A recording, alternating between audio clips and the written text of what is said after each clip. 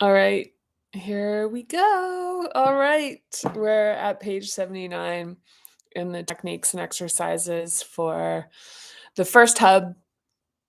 And yeah, I mean, talk about consistency. It's like showing up for this. It's interesting because I love it. It's really helpful. I'm really eager to get to the second hub.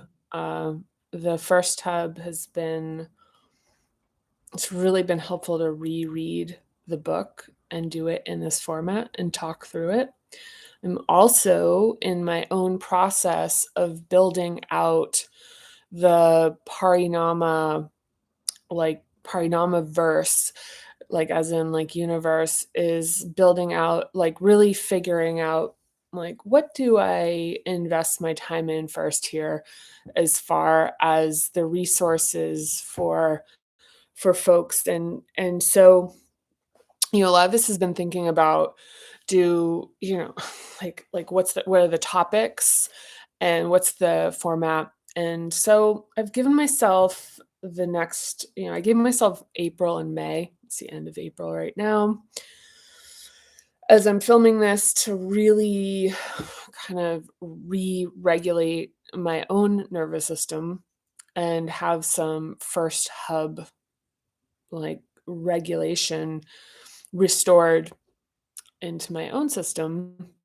as when I was writing the book, launching the book, producing the book, working in my own, like, other financial things, and working, like, a lot. Like, I had, a bunch of financial commitments, that, it's just that actually represented, I think, what you could call a full-time job in addition to all this. So, so it's a very first hub reclamation time for me. This last month has been. And looking back, it's interesting because when I was making the videos the beginning of the year, I knew that the end of February and March, I had taken it too far with my work, and I knew it. And it's now that, like, if I scan through them, I can see my face, and I see it in my face. I still see it now. I'm kind of paying off the debt on that, about how hard that was for me, to just be so overloaded. So here I am. Here I am, just the live, or the, ongoing, I don't know, documentation or whatever of this process. But so we're at the end of chapter 4 at page 79. And this is for the techniques and exercises for the first hub. And um, this is really about grounding. So, like, it's like physical connection, the sense of boundary, nature as being super regulating. This is even with like pets, plants, time outside. Huge thing is like skin to like nature contact for this kind of regulation to happen. And, so we did a bunch of this other stuff. And now we're talking about consistency and completion. And this is something that is, let's see, probably think how this fits in with what's on my mind right now. Um, well, so part of my research right now, as I've been reading up and really, like, kind of consuming a lot of different modalities, a lot of popular culture stuff as it relates to this space that I think this exists in, which is like personal development, self-help, like in that pocket. Also, to an extent, media and lifestyle brand type of stuff. But like, one of the things, it's like I've really been considering and watching how this is kind of like has a life of its own. This part, like Parinama, it's really being taken up by people, in their own ways. Like, it's definitely nothing that I could even dream of controlling. And what I'm seeing is just that is like the uptake. I mean, I had somebody on the street the other day come up to me and tell me they were reading the book. And the other thing is it's hard. It's a hard book. It's not, self-help, I think, enters from the point of comfort, and when we're talking about nervous system, ownership and operation and mastery. Mastery kind of I'm not sure if that's exactly the right word, but regulation certainly, and understanding what that entails and the different facets. You know, um, a lot of what's in popular culture right now is very like in the airy fairy upper quadrant of being really like ungrounded. So I was listening to a podcast that was actually really good. But the one thing I noticed is that in the parlance of Parinama, if you're following along in the book, it was really upper hub. It was very sattvic. It was very like the advice that was given was really about creating a lot of spaciousness. Whereas there's also mindfulness that can be created by focused attention. And like in some, for some folks in yoga, it's like drishti. So it's like you're real like a clear-eyed focus. And and the thing, and it's just really occurs to me that, when I was listening to it, because they said, well, at the end of the podcast, will you do an exercise? It just was like, I'd love the content, I'd really like the guest, and then when they did the exercise, I just didn't respond to it, and I think that that's one of the things where, it's like, it's so dissonant to be that spacious when we're kind of like like when our cultures are really hard driving, but also we're really like compounded in terms of the work we're doing. So it's just stuff I'm thinking about. It's almost in some ways nothing to do with what I'm about to read. I mean, oh my God, it's like a live journal at this point. Um, it's a live journal. So yeah. Hey, thanks for joining my live journal. Okay, so I'm going to read a little bit here, and then I'm going to be away this weekend. I'm going to West Palm Beach for some luxury, and I'll be back at the beginning of next week. So yeah, so let's do this. All right, consistency and completion. So we tend to feel trust when a person or a thing is reliable. In the first hub, we build this trust within you. Well, let's see. In the first hub, you build this trust within yourself and bring it into the experience of your body. A body has practical realities of care and maintenance that are repetitive, and they can become joyless because they subtly get because because their subtlety. You think I hadn't written it. I mean, whatever. It's just this is just like reading. It's nothing to do with that. Oh my God, that's just really funny. Okay, and they can become joyless because their subtlety gets crowded out by the busyness of modern life.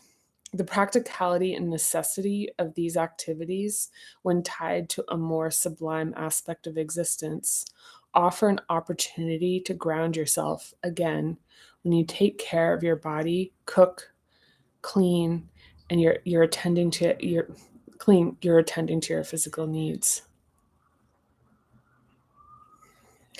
Yeah, so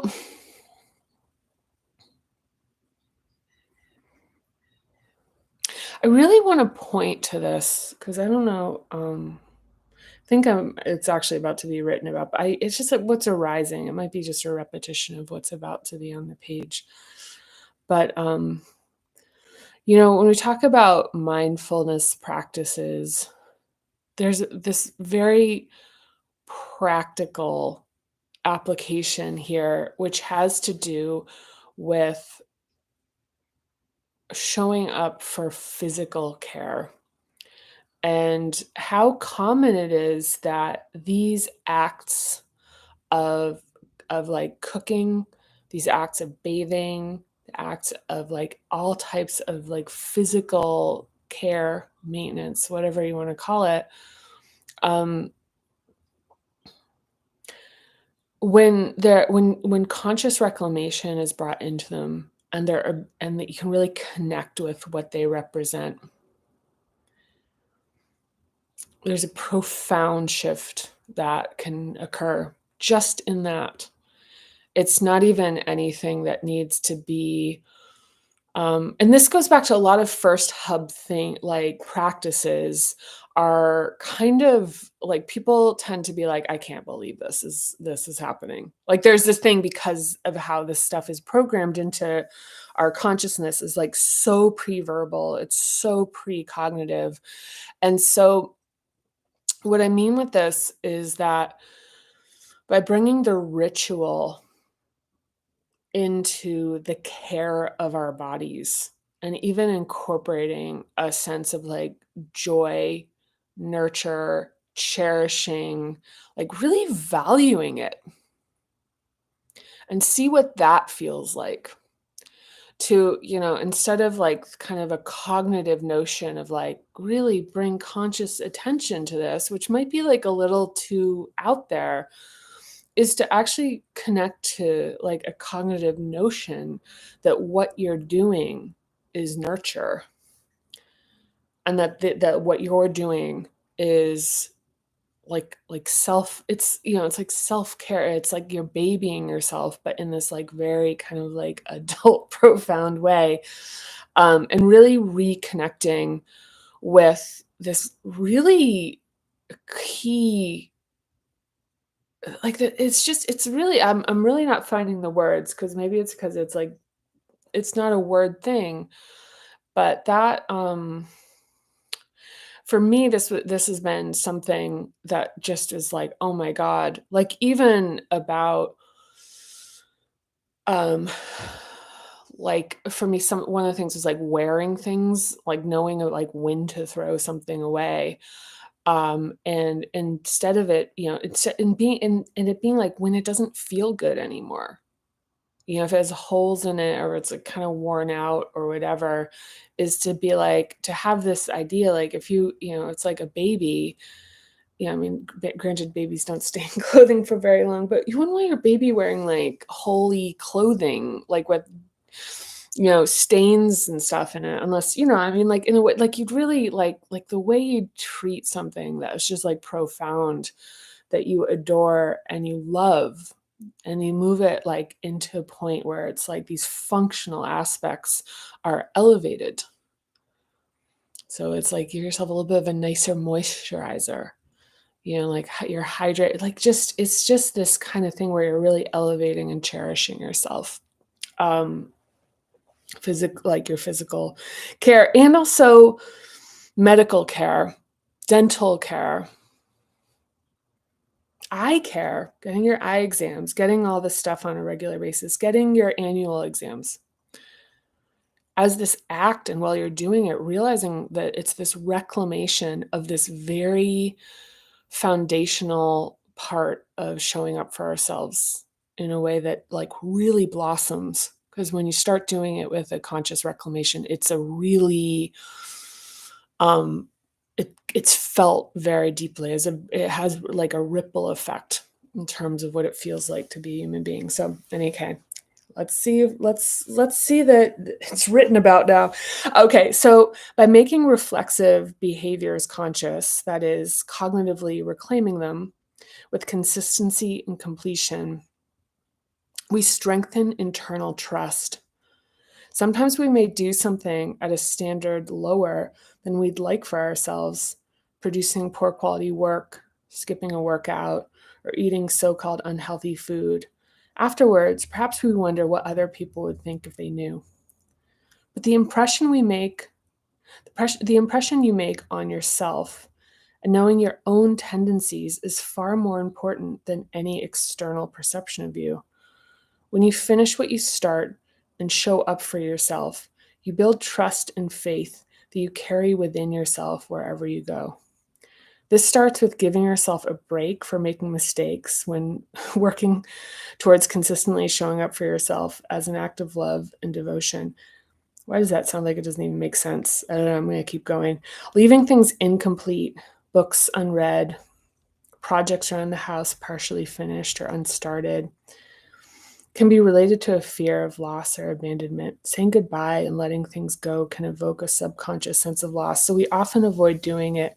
Be gentle, but work with yourself to begin to let go of things that are taking up the space that new and positive things entering your life will need when they arrive.